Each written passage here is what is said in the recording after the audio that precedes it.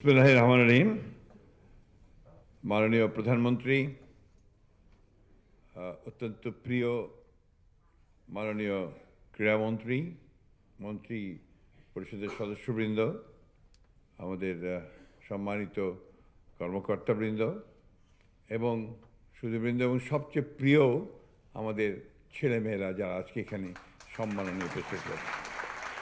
আমার অবস্থা অনেকটা আগের বক্তা নাহিদ নাম ছিল বোধ না, তার মতো, কারণ আমি একেবারেই প্রস্তুত, আমাকে বলা হয়নি যে এখানে কথা বলতে হবে। তবুও যেহেতু আমরা মাঠেই বক্তৃতা করি সবসময়, তো সেই জন্য কিছু কথা বলতে আমি চাই যে আসলে এটা একটা অনন্য একটি অনুষ্ঠান। এই অনুষ্ঠানের পুরো পরিকল্পনাটাই হচ্ছে, আমি যতদূর জানি, আমাদের মাননীয় প্রধানমন্ত্রীর, এবং সেই সঙ্গে একজন জাতীয় পর্যায়ের অত্যন্ত উঁচু মানের একজন খেলোয়াড়কে আমরা পেয়েছি আজকে আমাদের ক্রীড়ামন্ত্রী হিসাবে। আমি অত্যন্ত আশাবাদী।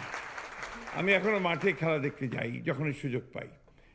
এটা যেহেতু আমি নিজেও মাঠে অনেক সময় বিচরণ করেছি, যারা মাঠে যান তারা বোঝেন যে মাঠ কত প্রিয় হতে পারে। আমাদের অনেক সম্ভাবনা আছে, আমাদের এই ছেলে মেয়েদের মধ্যে প্রচুর সম্ভাবনা আছে। আমরা যদি তাদেরকে ঠিকমতো করে পালন করতে পারি তাহলে আমরা আরও অনেক সম্মাননা আনতে পারবো।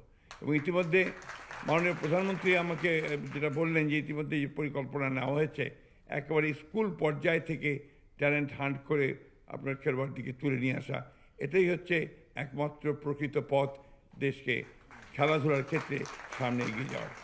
আমি বক্তব্য বাড়াতে চাই না, শুধু আবারও ধন্যবাদ জানাতে চাই, কৃতজ্ঞতা জানাতে চাই মাননীয় প্রধানমন্ত্রীকে, যিনি তার নির্দেশনা দিয়ে এবং আমাদের অত্যন্ত যোগ্য ক্রীড়ামন্ত্রীকে, যে তার নির্দেশনায়, তার পরিচালনায় আজকে এই অনুষ্ঠানটির আয়োজন হয়েছে।